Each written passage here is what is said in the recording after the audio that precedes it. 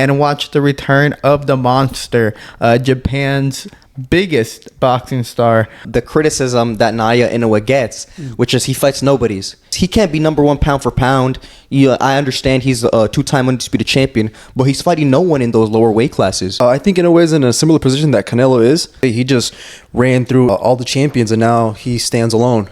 They want to see him move up to 126 because at 126 is where a lot of big names are at too. How can you reject this offer to fight Boots Ennis for unification? I think it's pretty clear. It just shows Brian Norman Jr. does not want the smoke with Boots Ennis. Okay, Eddie Hearnson's contract and rejects it, says all we want actually like 2.2 mil. Now, all of a sudden, you're retracting your words, your actions and whatnot. Danny Simpson may have been the door that opens up other footballers to come in. Fucking hell, we could get Wayne Rooney in there, man. Yeah. We get Wayne Rooney.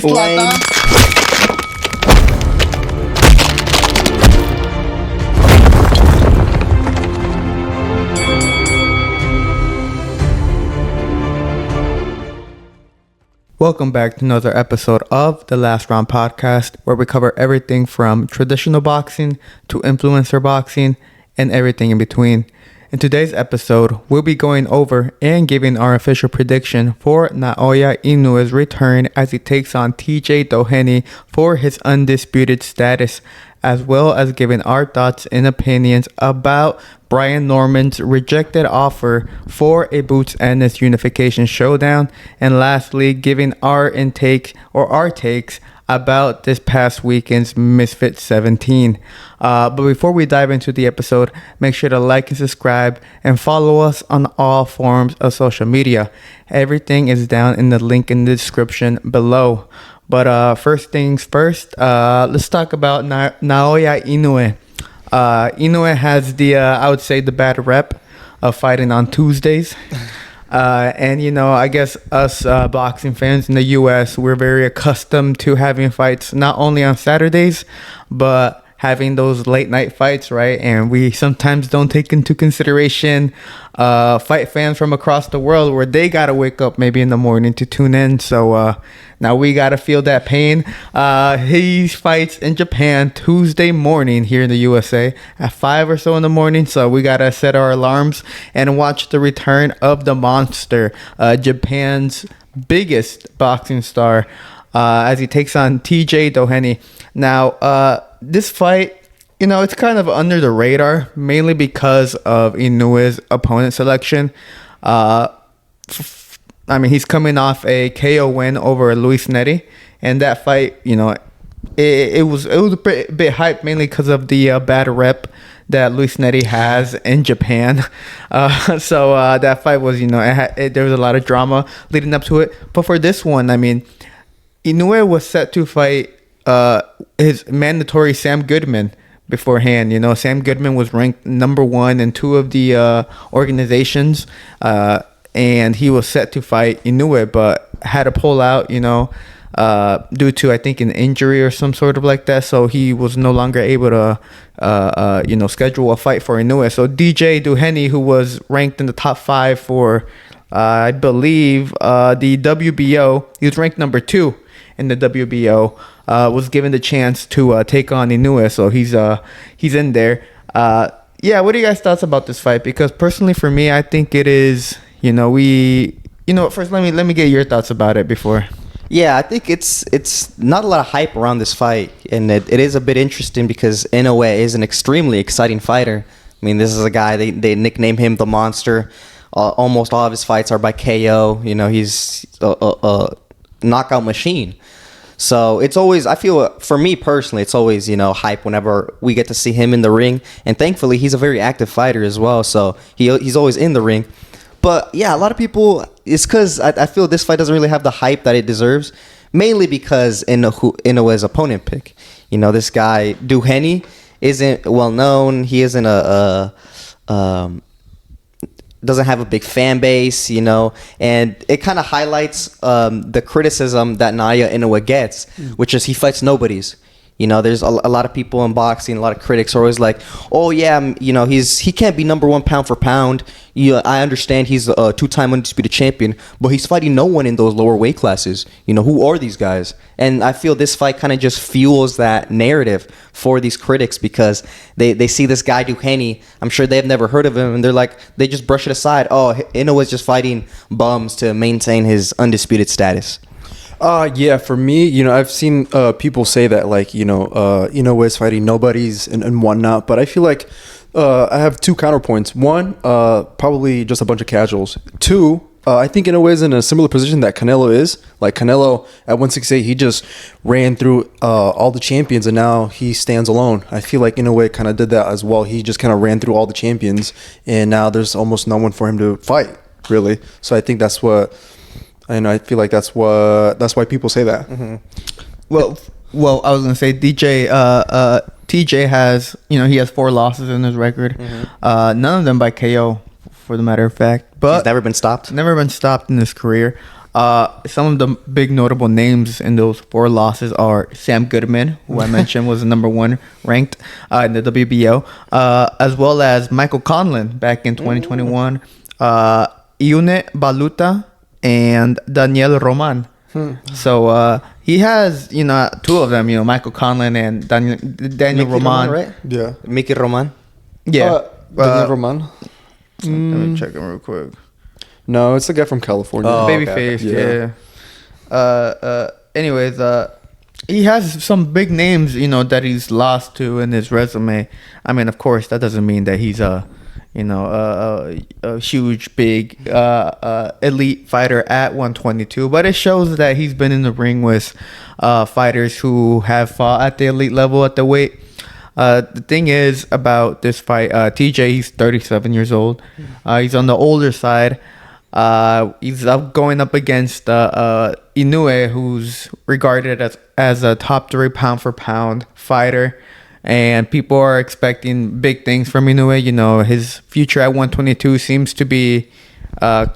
people, or I think fans and the media are trying to push his 122 campaign, quickly. They want to see him move up to 126 because at 126 is where a lot of big names are at too that he could potentially match up with. So I feel that his 122 campaign, depending on how him and his team manage it, it could come to an end sooner rather than later, and that we could see him move up to 126. But for this fight, we gave a lot of criticism towards Canelo and Berlanga, saying it was a huge mismatch, and I still believe that.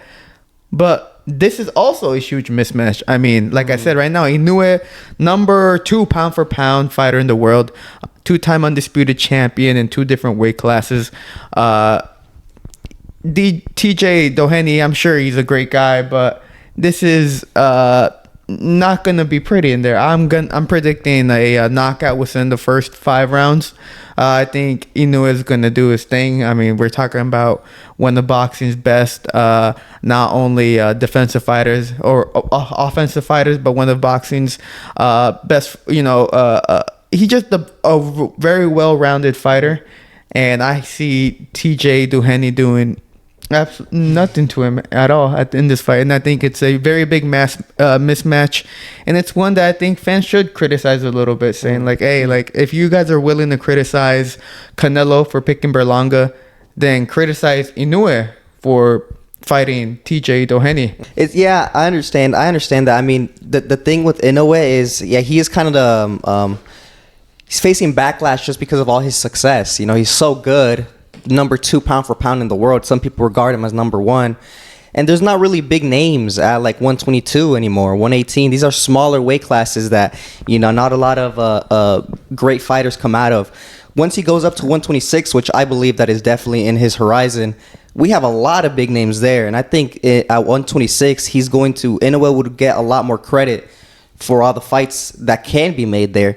The thing is, though, he's coming up from 115.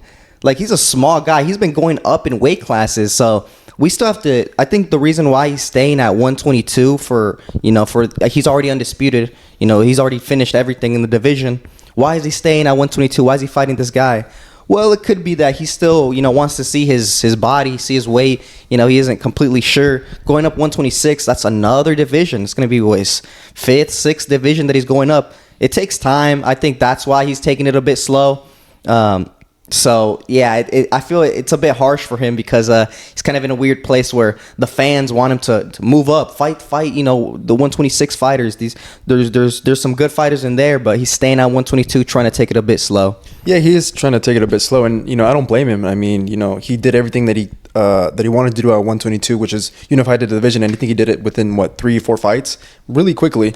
But, I mean, like, there's no need to rush those things, especially when you are a guy fighting in the smaller weight classes. Like, going up another division, whether it's 3 to 4, 7 pounds, like, that actually does make a difference, really. So it's not like, going from cruiserweight to heavyweight and stuff like that. So, yeah, and just the recent pictures that I've seen of Inoue, he looks in incredible shape, and it looks like he's filling his body into that 122 and possibly very soon going up to 126 very, very soon, maybe. Yeah, like you mentioned, Inoue, he didn't start at 150. He started at 108. 108? Like, this guy was tiny. Yeah, wow. he started off very light. He's nearly reaching the minimum weight class that you could possibly fight at. So, Inoue, started at 108, and he's worked himself up all the way, multiple weight classes now at 122. Of course, people are pushing him for 126, and I think at 126 is where we're really gonna see I feel like we're gonna see a big shift in the performances we get from Inoue. I mean, people were saying that about jumping up to 122, and he's making it look easy. But I do believe 126 will be the weight class that we'll see Inoue struggle the most in. I mean, you look at Nito Doheny.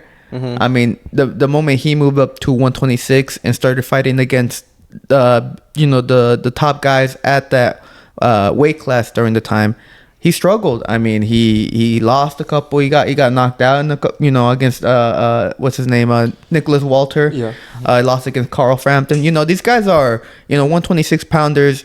Starting from a 108 going up to 126, you're fighting against guys who are naturally at 126. Yeah. So these guys are going to be physically bigger than you, physically stronger. Yeah, you may be a better skillful fighter than them, but the weight for sure is going to play a huge role, especially if you've been jumping so many weight classes throughout your career. And I think at 126, we will see Inoue struggle a bit more, and I think we're going to see what we might see. I'm actually predicting that might be the weight class that Inoue may receive his first loss at 126. Yeah, because I mean, his power, we don't know if his power is going to translate, and I don't want to reduce Inoue down to just being a power puncher, right? He's not just a power puncher; he's a complete fighter. Like, this guy has it all: timing, speed. He has solid defense. He isn't just a power puncher, but one of his main arsenal is his power. There's a reason why he's so feared in those at 122. This guy hits hard, super hard.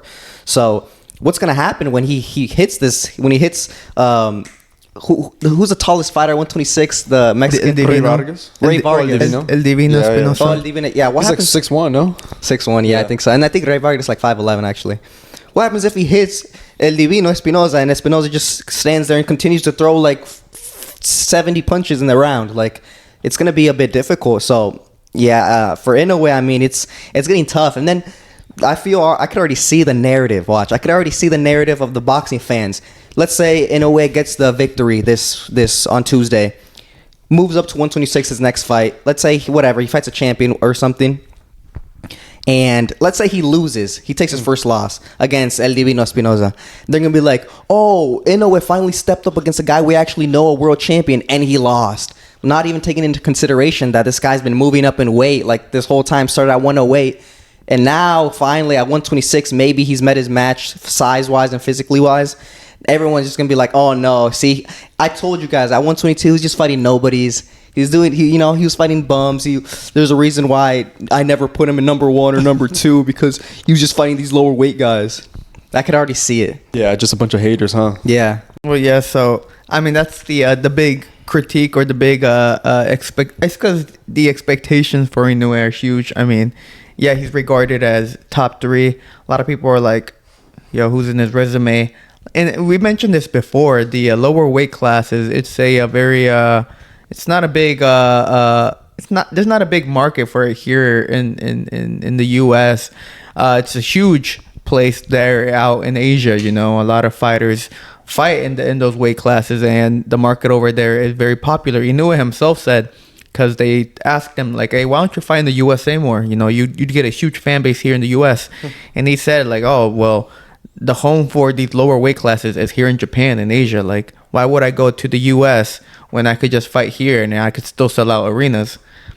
I mean, the whole narrative that, you know, lower weight classes, you know, it's because they see they're like, what, 30-year-old men, 5'2", fighting at 108, and then they degrade them, and I'm like, brother, like, you cannot do that. Like, they've been catching disrespect. It's disrespectful and it's disingenuous. I mean, it's like, it's not, you know, if you really like, they always throw out the whole, oh, like, you're casual, you're not a true fight fan, a boxing fan.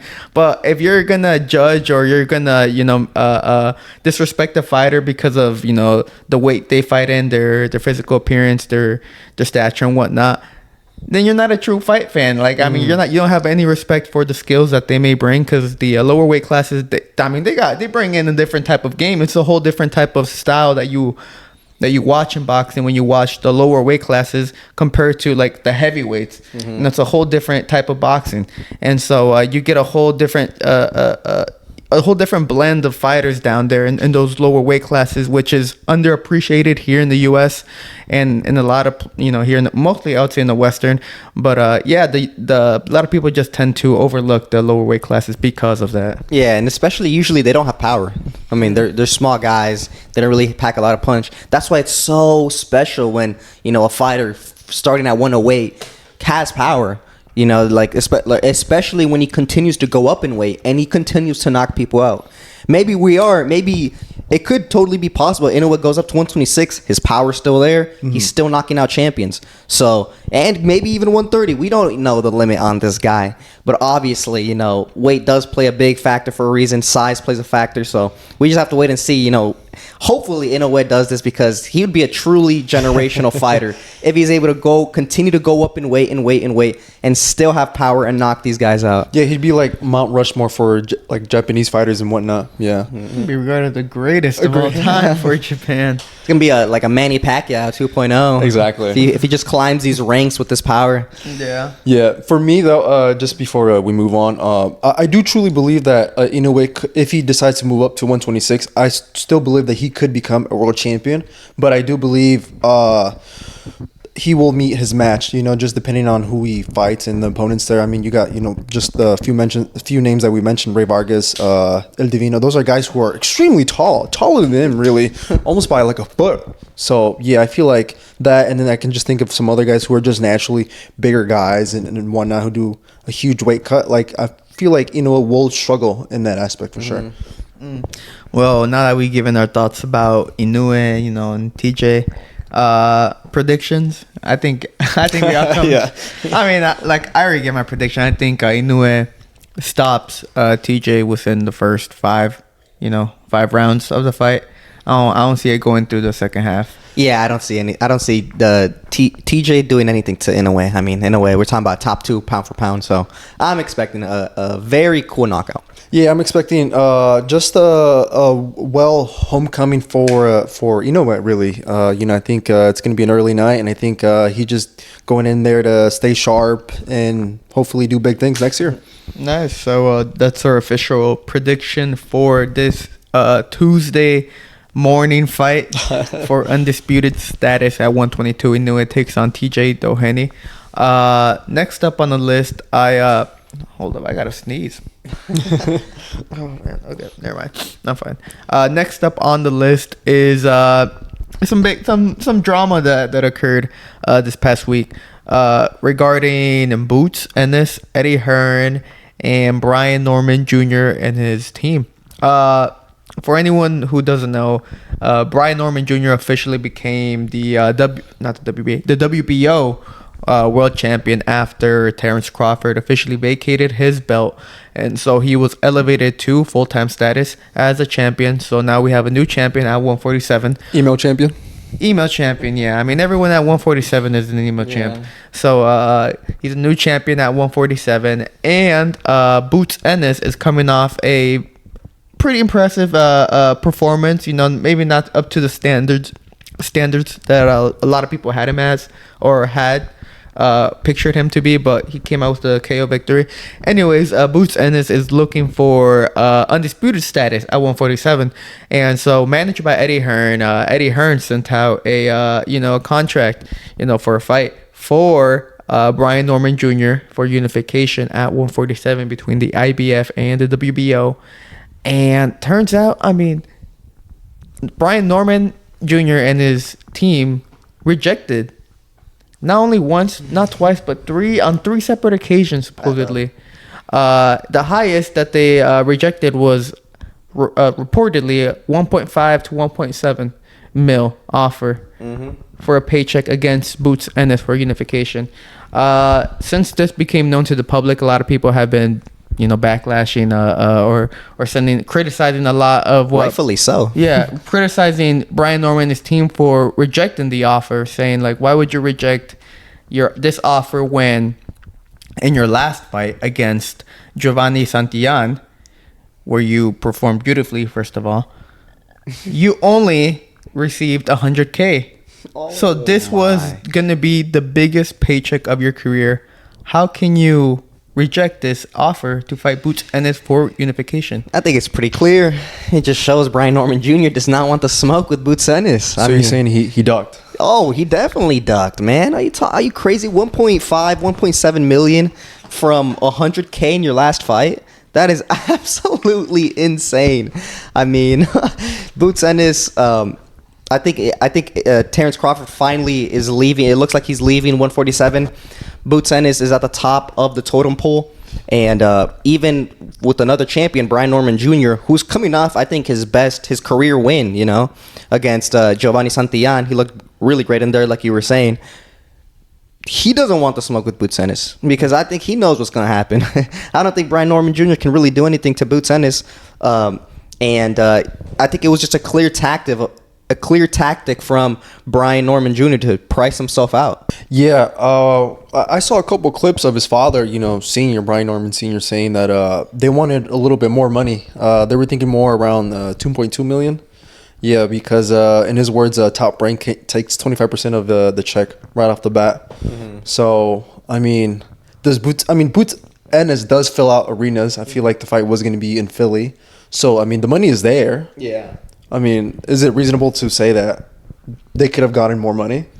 No, because if I fell through for that, if they were down to put a 2.2 or 2 point whatever for Brian Norman Jr., then they would have done it. But since they didn't do it, I mean, they just couldn't. They didn't want to, But I mean, we're talking about Boots Ennis. People regard him as the boogeyman. I would also argue for Brian Norman in saying that, this 1.5 mil, 1.7 mil could potentially be your last ever big paycheck. I mean, Boots Ennis I'm being for real. You ain't got no faith in him. I mean, I'm saying like the quality that Boots Ennis has, like he's a very dangerous, a very high risk, high reward type opponent. And yes, you only made 100K in your last fight. And so you wanted a bit more. Is it not reasonable to think that I think I should receive a bit more than 1.5 if I'm gonna take on the boogeyman? The boogeyman, boxing's one of boxing's most dangerous fighters. Well, first thing, 1.7 is a lot of money. It is a lot. Yes, it's no chump change. Yeah, it's money. Yeah, for a dangerous challenge. I think 1.7, especially considering his career so far, is very, very reasonable. But another thing as well, I mean, I think Brian Norman, it shows he isn't confident if going into the fight, and if he loses, he's not confident he's going to be able to build himself back up either.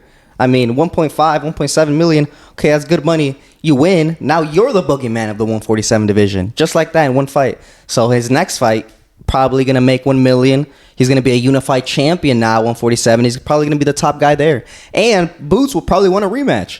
So you just run it back, get more money.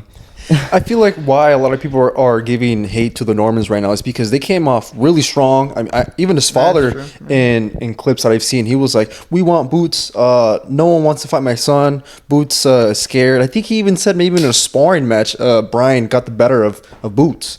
So I think that's what the criticism is, because now all of a sudden you're retracting your words, your actions, and whatnot.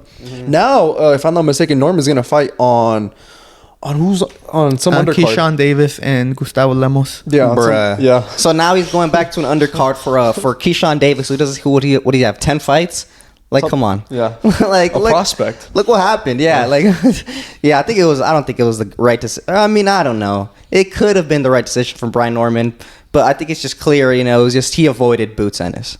Yeah, that's the whole big spiel about it. Because a lot of people are very heavily criticizing Brian Norman for, because like what you said, him and his team, they started calling out Boots, saying, "Oh, everyone's scared of Brian Norman. We want Boots next. We want unification." Okay, Eddie Hearn, since contract rejected, since contract again rejected, since the final one and rejects it, says, "Oh, we want actually like 2.2 mil, whatever, over 2 mil he wanted guaranteed." You said Boots sells out arenas. I mean, does In he? Philly. In Philly. I mean, Philly, you have to really, be very smart and tactically for Boots in order to sell out. Also, how much are the tickets priced? You also got to take that into consideration. And even if he did sell out the arena, let's say, like, okay, how much are the tickets priced? Like, how much are you gonna be paying Boots? Also, like, Exactly. Boots is also, he's gonna be saying, "Oh, I want like 3 mil, maybe." I'm sure perhaps. he's the A side. Oh, so, so he's gonna 100%, get even more money. Yeah. Yeah. So, I mean, Boots. I mean, what if they're offering Brian Norman 1.5 mil? Boots for sure making over 3 mil. So, does Eddie Hearn have that money to make it happen? For a fight like that to happen in Philly, was when both fighters want over 1 mil guaranteed. I mean, it's a expensive because both fighters, like, according to, I mean, if you're a boxing fan, yeah, you know who both of these guys are, but the casual isn't really gonna know. They might know Boots Ennis based off TikTok edits that they see, but they don't really know who he is. Are they gonna buy the pay-per-view? Are they gonna do? There's a lot of I feel different avenues that restrict this fight from being financially successful. Yeah. I mean, that guarantees Eddie Hearn not to lose money, which is why I think he was kind of trying, maybe not give him like the 2 mil, because I mean, at the end of the day, like, he's gonna end up losing money. So I don't want to lose money for, I mean, if I'm gonna guarantee both fighters over 5 mils in between them, like, it's not good for me. It doesn't make sense financially. I mean, yeah, it's too much money. That's what I'm saying. 1.7 is a lot of money. That's a ton of money. And I mean, Brian Norman Jr. isn't a popular guy. He doesn't have a massive fan base. Of course, the boxing fans know him. The core knows him. Yes, we've known him. He's coming off an amazing win. But I mean, now he's going back and fighting on undercards again. Like, he doesn't even fight on a main event himself. He can't even put on a show himself. At least Boots, you can put him in a show in Philly, right? Yeah. So at least he has a little bit of pulling power, in his hometown and in strategic spots. Brian Norman doesn't have any of that. Like, what the hell? Who does he think he is? Asking for, I want 2.2. It's like, bro, you got to build yourself up. You might have a world title, but you don't have a big name. Yeah, and I guess first defend it too, because you haven't even defended it. You got it through an email saying, "Congratulations, Brian, you are now the WBO world champion." Yeah. At least defend it once and see how you do, and then you can go around and start asking for all these demands and whatnot. I'll say sell out, or not sell out. I'll say, like, at least headline. Exactly. See how financially successful your headliner is. If you sell a good amount of pay-per-view, a lot of people tune in. How much seats you sell out. Then that'll give you an indication of how much polling power he can possibly bring. Also, like, where the location would be at. If he was top ranked, then it's gonna probably be in Vegas or some place like that. But I mean, yeah. First off, you gotta do something like that to show who you are, like the value that you bring to be able to ask for that amount of money. 2.2 mil. a little crazy. Of course, I mean, you want that money if you're going to take on Boots Ennis, who's a very high risk, high reward type fighter. So I understand where they were trying to do with it, but potentially this could bite them in the ass in the future. And then, well, we don't even know about Brian Norman because wasn't there rumors that he was going to fight Teofimo Lopez at 147? Yeah, That's what Top Rank wanted, apparently. Like, so, I mean, maybe. But then Teofimo supposedly, didn't he reject it? Because he was like, oh, it's going to be on a Thursday. Yeah. And he was like, I want to do like boxing Saturday, you know? Bruh. Yeah, I think it That's was some petty supposed shit. to be like that. That is some petty shit. But, I mean. But I then don't- again, even if he would have fought Teofimo, Teofimo would have been the one pulling the fans. Yep. Because Oh, Teofimo's got the fan base. He's got a name, yeah. So, yeah. He's got a much bigger name. So maybe what Brian is trying to do is just trying to hold his belt and try to get the best offer he can with the least amount of risk. Yeah, that's what that is, yeah. Because he's probably gonna get the best offer with Boots Ennis, but it's probably like too risky for him. So he doesn't want to do that. Maybe he's just trying to hold his belt, try to find somebody. But then I don't even know if he is gonna fight. I mean, he's fighting on an undercard. Like, Well, supposedly he's guaranteed, I think, supposedly the rumors are coming out that for his fight on the undercard, 300K. 300K. So Okay. that's already. I mean, first it's better than it's. I think it might be his career highest at that point. But 300K compared to 1.5. I mean, Yeah, you take it what it is, man. You know, he took a hit. Yeah, so I don't know. I don't know, man. So you guys got any more thoughts about Brian Norman and Boots Ennis and about the Well, contract? the one thing, the final thing is, I believe that Terrence Crawford vacated all of his belts at 147 now. Yeah. So, I mean, now I feel the whole division is kind of in chaos. Half of the belts, 2 of the 4, are vacated. Now we got two world champions, Boots Ennis and We Brian have 4 Norman. world champions. They're all been given out. Yeah, but so we already. They're all full, yeah. So WBC, we have Mario Barrios. Oh, yeah, They still Mario have Barrios, forgot about Crawford him. as champion in recess, but Mario Barrios is the full champion. WBA, which is the last one that Crawford vacated, is now taken up by Stayonis. And then IBF is Jaron Ennis, and then WBO Brian Norman. Jr. Oh, okay. Yeah. Oh, never mind. I thought it was gonna be like all I thought 2 of them at least were vacated, but I forgot about I Mario thought it was Barrios. gonna be like in fucking chaos. Yeah, 147. Who the they're fuck gonna are try the to fight champion? for like a vacated belt. That would have been interesting. Yeah. No, they're all taken up. So yeah, all new 4 champions. Terrence Crawford, welterweight reign comes to an end as he looks to campaign now at 154 at super welterweight. So let's see what happens at 147. Honestly, I think 147 and the 160 division are some of the worst divisions in boxing so far, or of today. So hopefully we can get some life back into it.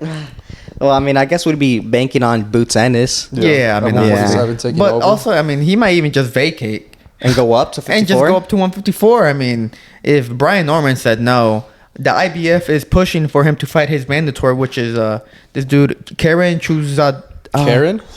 Karen Chukzad. I don't remember how to say his last name. Regardless, Boots fought him before. He literally fought him a couple fights before, and Boots like he didn't knock him out, but he scored like 12 and 0'd him. Like it was easy cakewalk. So now they're pushing again for the mandatory because he's the number 1, and so Boots, I mean, doesn't want to fight him because I mean, I already fought you once. It was easy work. Now No y'all money there as well, There's no probably. money, like no big anticipation for the rematch. So let's see what Boots decides. He could just vacate himself and then just go up to 154. It's possible. Yeah, it is possible. I mean, big fights there. But no more thoughts about Brian Norman? No. All right. Last thing on the list is we're going sliding into the influencer. I don't really want to talk about every single fight, really, because overall the event was pretty decent. I saw a lot of people gave it good props. I think everyone's favorite thing was the KSI performance. Concert? Yeah. Was it actually? Did it live up to the hype? It lived up, and it exceeded expectations. And then it just lived up to exceeded expectations. No, there's a couple of fights I want to talk about. First fight is Deen the Great against Dave Fogarty. Dave Fogarty, I'm not gonna talk really. I mean, about the fight. I mean, Deen showed out. I mean, yeah, he got the stoppage win. Like always, very reliant on that right hand, like I predicted he would be. And I mean, he showed that his best asset, yes, it's the right hand, but the best asset he brings is the timing. He's very quick, and he's able to just time you. Yeah, and that's exactly what he did to Fogarty. He got the stoppage win. But look, Deen, he spent a lot of time just absolutely like talking shit about Shakur. On the mic? Shit. No, not on the mic. Yeah, he did say something right afterwards for his post-fight interview. Oh, I didn't even watch it. He I said, didn't watch the he said something post-fight. along the lines of, Shakur, come get a real belt. Oh, Something like that. I think I did see that The actually. Misfit belt, bro. It's a real belt, dude. A real belt, bro. But like, okay, so yeah, Deen. Oh, even before, I mean, he's been talking shit about everyone. Yeah. Ryan Garcia. I mean, he recently linked up with Teofimo, so him and Teofimo are pretty chill with each other. But I mean, besides Teofimo, I mean, the ones he'd be having beef with. Deen the Great, you know, I see a lot of people saying, "Oh, this man, he looks like a pro. He has the potential to be a pro, like a good pro."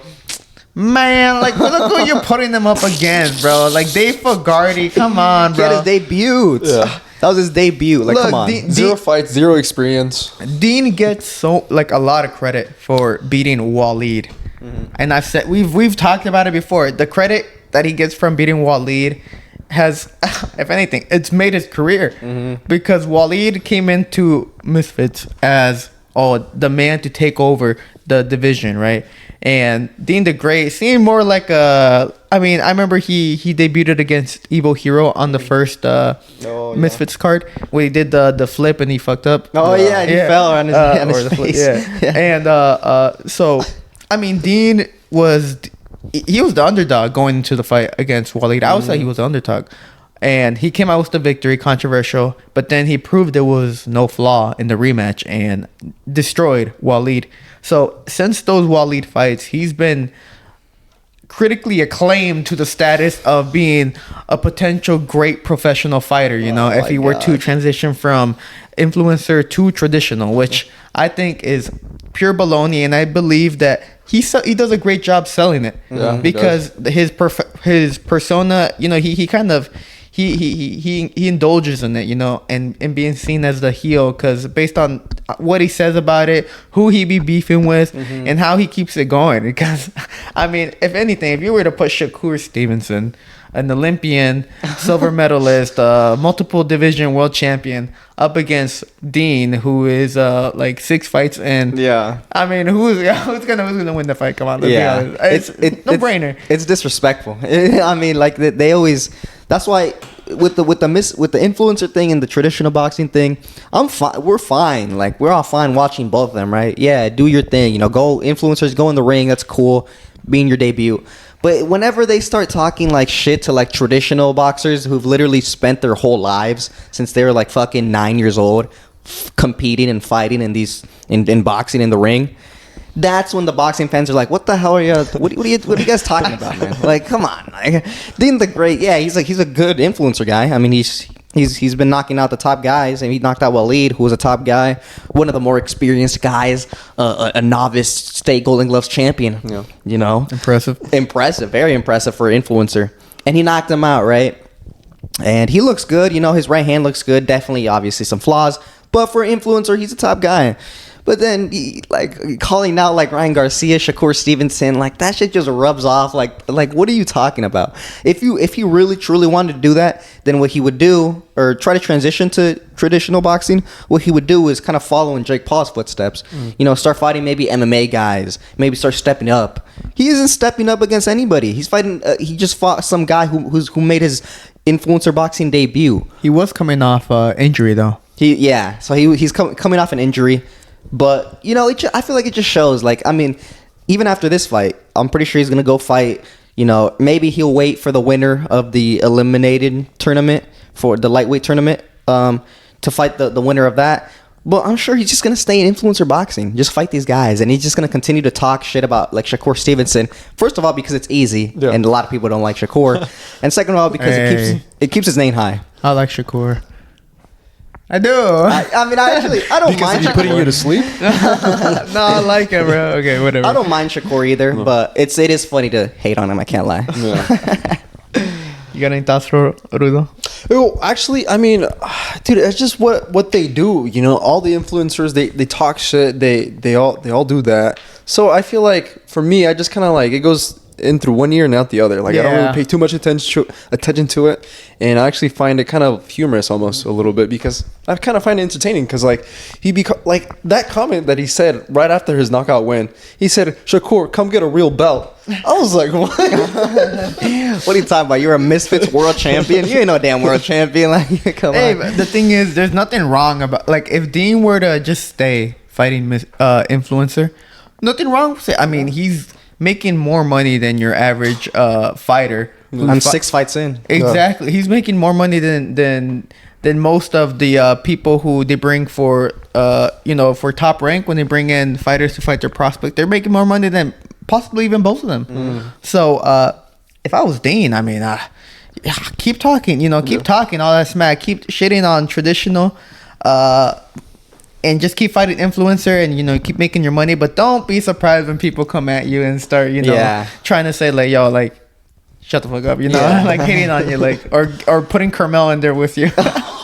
Bro, Carmel would eat him up, bro. Oh no, Carmel will beat the shit out of him. Carmel would eat that boy. Oh yeah, Carmel's the real deal. Yeah. Regardless, so Deen the Great, he won. Then he started, spouting stuff out, and he's always been a very polarizing fighter for Misfits. But another fight I want to touch on was HS Tocky. Oh yes. Low key, like I think I mentioned in the last episode, I had no idea. I mean, I've heard of him. I actually didn't even know how to say his last. I just know HS. Yeah, but now I know it's Tocky. I only knew him based on the Zerko fight when he fought Zerko. When Zerko pulled up on him, that's the only mention of him I ever knew of him. So then when he was on the card, I didn't even know who he was until I think I saw online. They're like, they showed a clip of the Zerko. I was like, oh, I remember this. Yeah, hello, it's him. Hey, he got the victory in that street fight. That's all the experience he needed. And he got the victory in the ring. It only took him a round to do it. Oh, bro. Less than a round. Dude, It was like less than 2 minutes. His opponent count, dude. He literally turned his body. He's like, don't hit me. It was scared. like a boy getting disciplined by his father, man. Oh no. It was bad. It was embarrassing.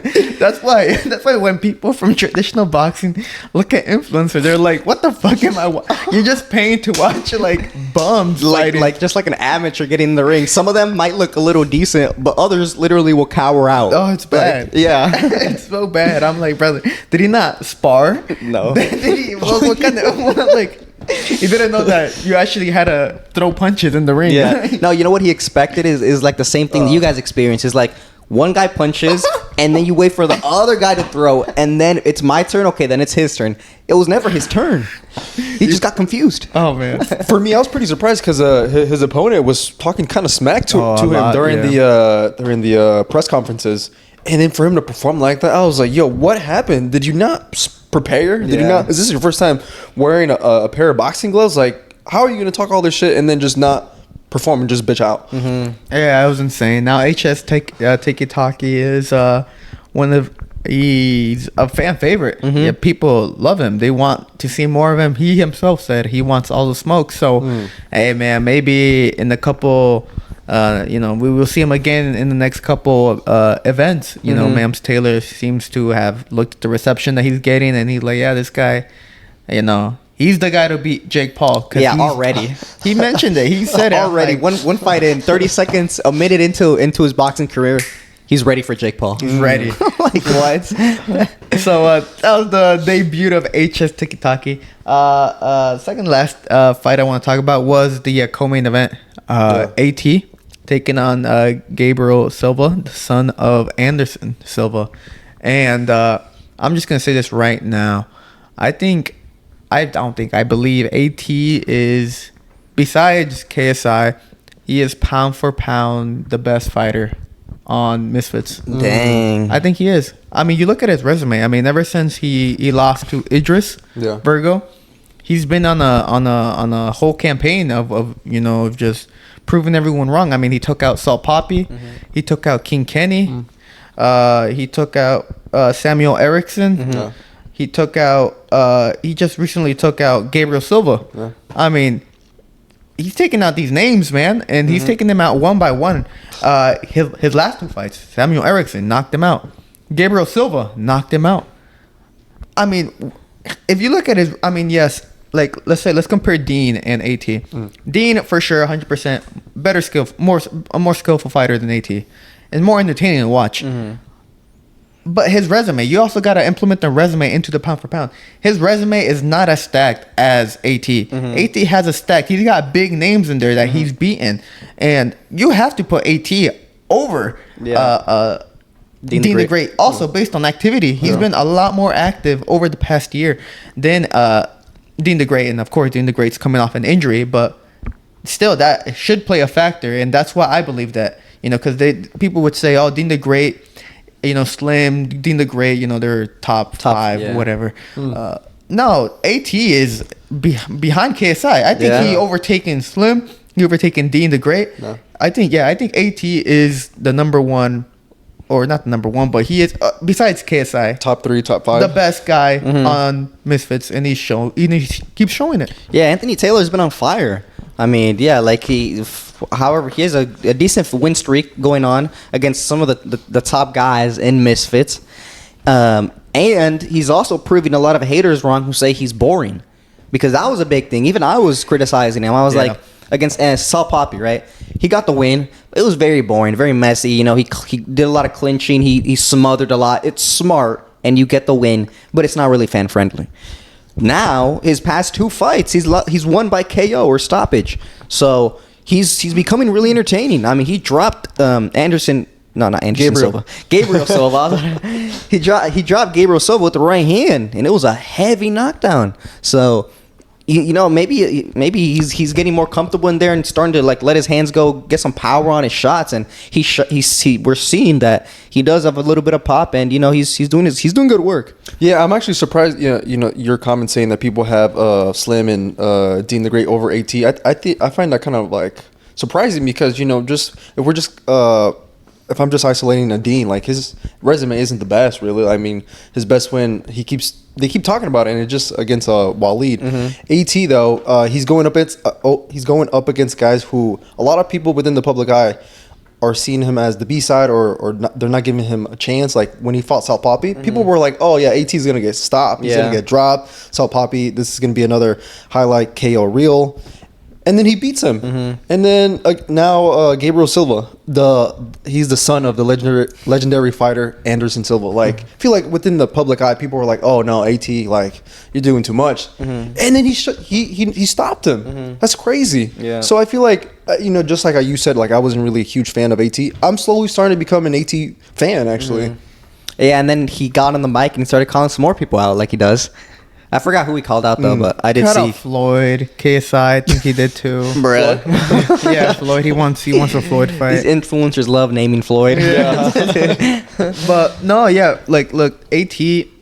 And they started off as Misfits, pretty boring. Very boring fighter.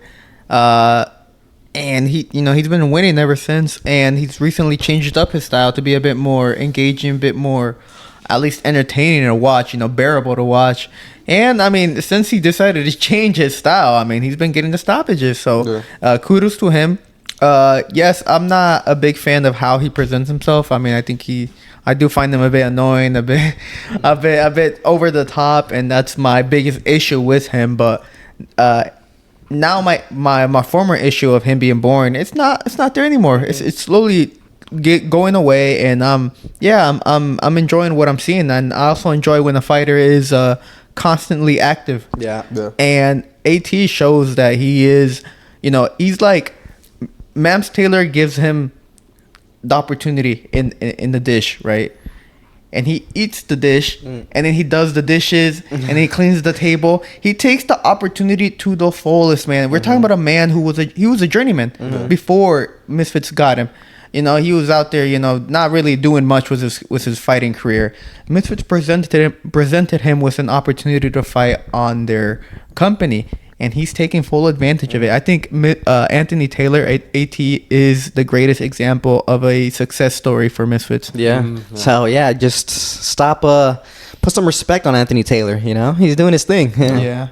So, that was the co-main event for the fight. And lastly, the main event, Danny Aarons, the battle of the Dannies. That's what it was.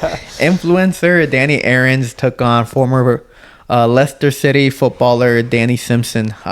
This fight was ruled as a split draw. And both fighters were able to keep their respective gold items at home. I mean, look, if you're gonna, I don't think the trade off for betting your Premier League trophy for a gold plaque is comparable. So I think Simpson would have gotten the worst out of that out of that bet. I mean, so I'm lucky, kind of glad that he didn't lose, because man, I was kind of sweating for the boy. I was like, really? Bro, don't. I was like, why'd you bet your Premier League medal, man? Not many can say that. Yeah. But this fight, I mean, people were saying it was like a barn burner, because they were just like action. I mean, they're just throwing hands, going at each other. I mean, there wasn't anything, that you'd watch and take notes, like, okay, I should do this. You don't get anything useful from it. Yeah. The only useful thing you get is it was entertaining. I mean, they were just throwing. I mean, they had the balls to get in there. I mean, Danny Aarons, just a streamer, a YouTuber, doesn't really do much active things. I mean, he got in there. He trained Leicester City former footballer Danny Simpson. I mean, he could just be chilling at home, man. I mean, he doesn't need to be fighting. No, he decided to take this fight in like 5 weeks. 5 weeks to off. Wow. So he took it on a short notice, and he showed that, maybe he himself said it, that he enjoyed it, and he would be glad to either run it back or have another opportunity of fighting on Misfits. And the thing also that I found very interesting was during the event, or during the weigh-ins, I think yesterday, Mams Taylor said that a lot of footballers, are started asking Danny Simpson about, hey, like, what's your experience on, training and fighting, like, because it seems kind of interesting. So Danny Simpson may have been the door that opens up other footballers to come in and fight on this. So maybe fucking hell, we could get Wayne Rooney in there, man. Yeah. We get Wayne Rooney. Zlatan pulls up. Yo, he's like, I am David Beckham. I am Zlatan. Wayne fucking Rooney. Wayne Rooney pulls up, bro. You never know. Wayne Rooney against KSI. Hey, they said it was impossible, but hey, it could become a possibility. It's right up KSI's alley, I think. Yeah. No. But you guys have any thoughts about your kind of quick thoughts about the main event?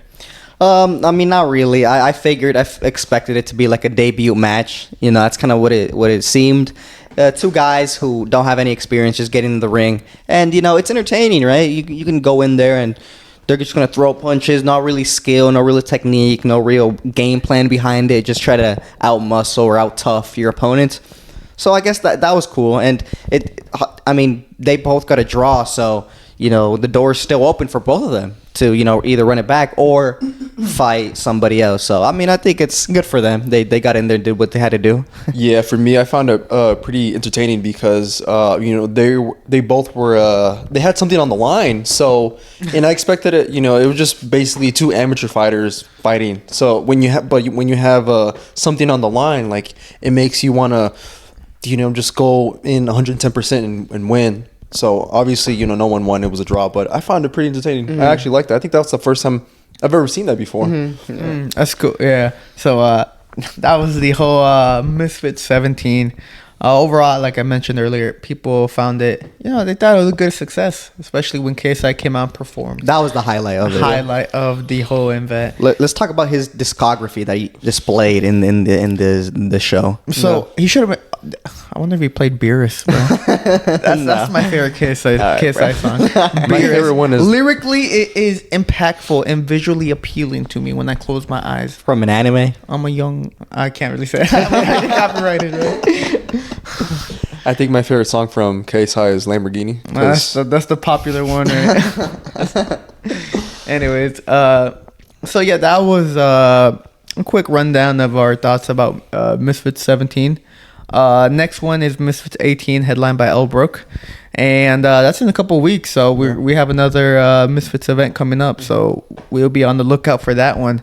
You guys got anything else you guys want to say, touch on, or no, nothing? All right. Well, let us know down below. Is Brian Norman Jr. ducking Boots Ennis? Is Inoue? Is this a mismatch that he has against TJ Doheny? And lastly, what are you guys' thoughts about Deen the Great? Do you think he can really take on Shakur Stevenson? I think he can. Let us know everything you're thinking down in the description, or not in the description, down in the comment section below. And don't forget to like and subscribe and follow us on all forms of social media. We are on X, TikTok, and Instagram. And last thing is to join our Discord, man. We are trying to build up a community, and we'd like to hear your guys' insights and thoughts about boxing. So everything that I mentioned is down in the link in the description below. But this was Pablo, and I am with Rudo and Asa, and this was the Last Round Podcast. Thank you for watching.